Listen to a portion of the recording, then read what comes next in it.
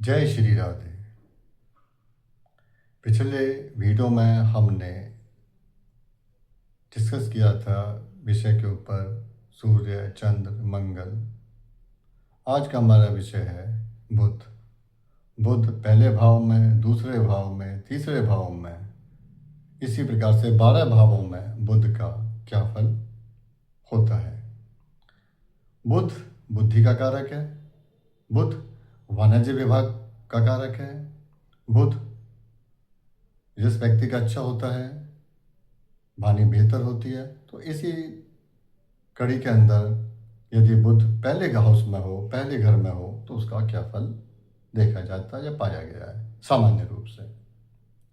प्रथम भाव में या पहले भाव में बुध के होने से जातक की वाणी अच्छी होती है, प्रभावशाली होती है, उसका चेहरा गेहुआ रंग का होता है और अपनी वाणी के दम पर वो किसी को भी अपनी बात को आसानी से समझा जा देता है। आँख, नाक, गला, यदि बुध कमज़ोर होता है तो कई बार गले में टॉन्सिल वगैरह हो जाते हैं। कई बार कानों में हियरिंग में प्रॉब्लम आने लगती है, सुनने में प्रॉब्लम आने लगती है। बुध यदि दूसरे घर में हो, धन को इशारा करता है। ऐसे व्यक्ति धन कमाने की प्रवृत्ति बहुत अच्छी होती है। परिवार, कुटुंब को लेकर साथ चलने की प्रवृत्ति होती है। वो अपनी वाणी के द्वारा परिवार को संगठित रूप से चलाने की कोशिश करता है। बुध यदि तीसरे घर में हो, जो पराक्रम का है, भाई बहन का है, तो यहाँ पे बुध अपनी वाणी के द्वारा समाज के अंदर अपनी बात को सही रूप से रख पाता है या समझा पाता है।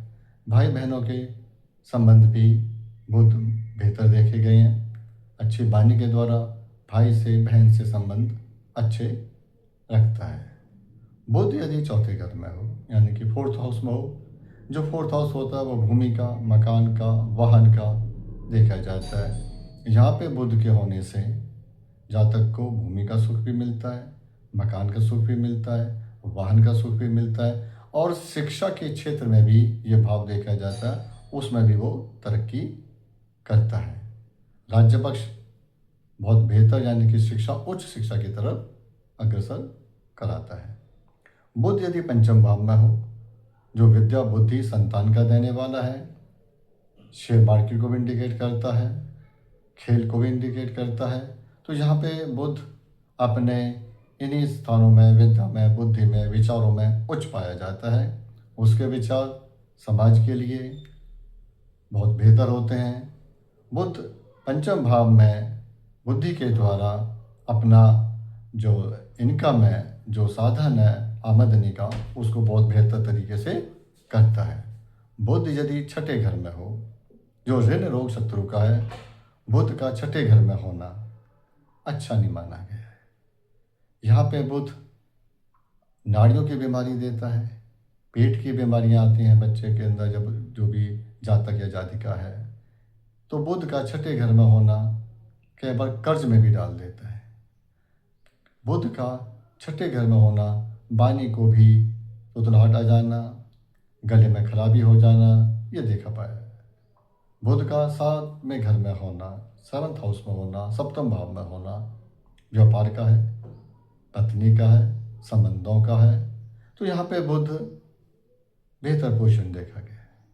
व्यापार में तरक्की कराता है। अपने विचारों से, अपनी वाणी से पत्नी के संबंध बेहतर होते हैं, पति के संबंध बेहतर होते हैं। बुध यदि अष्टम भाव में हो, जो आयु का कारक है, अचानक किसी चीज़ के घटने की घटनाओं का कारक है, देखा जाता है। बुध यहाँ पे पहुँच के यहाँ भी बहुत अच्छे रिजल्ट नहीं देता है। कमर में दर्द, स्पाइन में दर्द, नाड़ियों में दर्द, इवन जांघों में भी दर्द देखा गया है।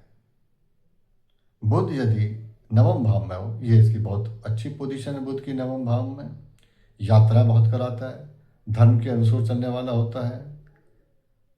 इस स्थान पर बुध पिता के साथ संबंध बेहतर बनाता है और उच्च शिक्षा की तरफ ले जाता है।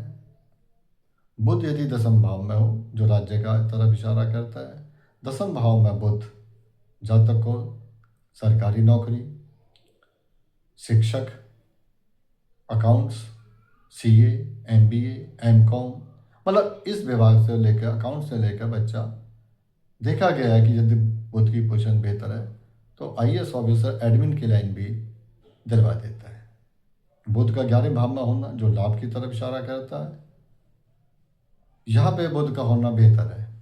हर चीज़ में उसे लाभ मिलता है, चाहे वो राज्य पक्ष से लाभ हो, धर्म से लाभ हो, शरीर का लाभ हो, लाभ मिलता है। यहाँ पे बुध यदि 12वें घर में हो जो व्यय का कारक है, ये बुध की पोजीशन अच्छी नहीं है। मस्तिष्क में विकृति आ जाना, नसों में दर्द हो जाना, बार बार बीमार होना, न्यूरो प्रॉब्लम हो जाना, बुध 12वें घर में जाकर बहुत कमज़ोर स्थिति में देखा गया है। इस प्रकार हमने पहले भाव से लेके 12वें भाव तक बुध के बारे में सामान्य रूप से समझा कि बुध किस भाव में रह के क्या क्या फल देता है। अब अगली वीडियो के अंदर हमारा जो विषय होगा वो विषय होगा बृहस्पति। यदि बृहस्पति पहले भाव से लेकर 12वें भाव में क्या फल देता है, हम इस विषय पे चर्चा करेंगे। आज मैं अपनी वाणी को यहीं विराम देते हुए जय श्री राम।